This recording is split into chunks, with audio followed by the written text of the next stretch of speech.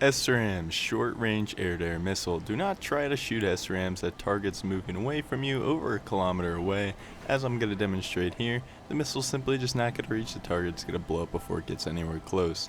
SRAAMs have about a 1 kilometer range on targets moving cold, and you can stretch that a little bit farther if they're moving across the screen, and especially coming towards you. The SRAAM uses thrust vectoring in order to steer itself, so once the missile runs out of fuel, that's why it explodes in midair like it does, because it can no longer steer. The best way to avoid dying to SRAAMs is to avoid getting an SRAAM launch in the first place. You can do this by pre-flaring, as you see here in this clip. SRAAM locks onto flares very easily, and it's going to completely disable a launch because you're going to have to refocus the seeker head onto the intended target.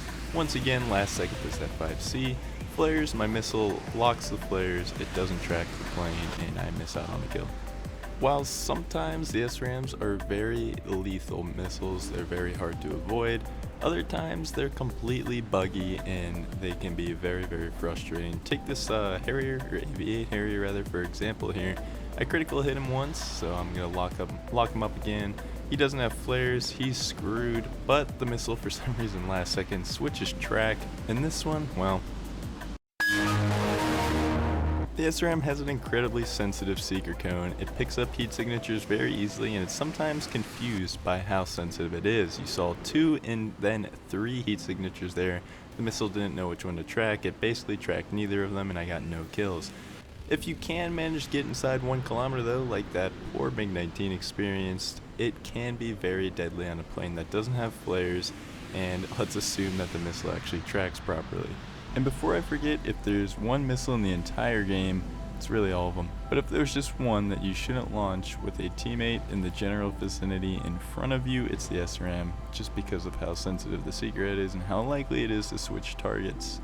So keep that in mind. So here we go, we're going to use them as correctly as we possibly can. Boom, 1 target within 1 kilometer dead, and we have this other guy within 1 kilometer as well. There's really no avoiding that missile for either of those guys. They just kind of signed their death certificate as soon as they decided to get within 1 kilometer of me. Granted, they probably didn't know I was a Hunter F6 because this game's brilliant. It doesn't show you what the exact plane is until you're too close for it to matter, but we've already talked about that in a previous video. One final thing about the SRAAM is when you're launching it, you gotta be careful of the fact that it's thrust vectored guidance, I guess, steering.